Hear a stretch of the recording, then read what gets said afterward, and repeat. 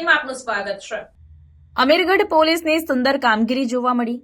જણાવી દઉં કે ગુજરાતમાં પ્રવેશતો લાખો રૂપિયાના દારૂના જથ્થાને અટકાવી દેવામાં આવ્યો।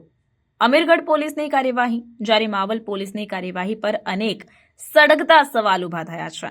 ગુજરાત રાજસ્થાનની સીમા પર આવેલી માવલ અને અમીરગઢ ચેકપોસ્ટ સ્થિત છે। રાજસ્થાન તરફથી આવતા ટ્રકમાંથી અમીરગઢ પોલીસે લાખો રૂપિયાનો દારૂનો જથ્થો પકડ્યો, જ્યારે માવલ પોલીસ ઊંઘતી ઝડપાઈ। અવારનવાર અમીરગઢ પોલીસ કરે છે દારૂના બુટલેગરો સામે કાયદેસરની કાર્યવાહી, ત્યારે ફરી એકવાર અમીરગઢ પોલીસે ટ્રકમાંથી ભારતીય બનાવટની વિદેશી દારૂની તથા બિયરની કુલ બોટલ 4608 જપ્ત કરી છે। ગેરકાયદેસર રીતે ગુજરાતમાં કટ્ટાની યાદમાં છુપાવીને લઈ જવાતો દારૂનો જથ્થો અમીરગઢ ચેકપોસ્ટ પર પોલીસે પકડ્યો। જો અમીરગઢ ચેકપોસ્ટ પર પોલીસ કાર્યવાહી કરી શકતી હોય તો રાજસ્થાનની માવલ ચેકપોસ્ટ પરથી ટ્રક પસાર થયું ત્યારે પોલીસ જવાનો શું કરતા હતા, તેવા અનેક સવાલો ઉદ્ભવી રહ્યા છે।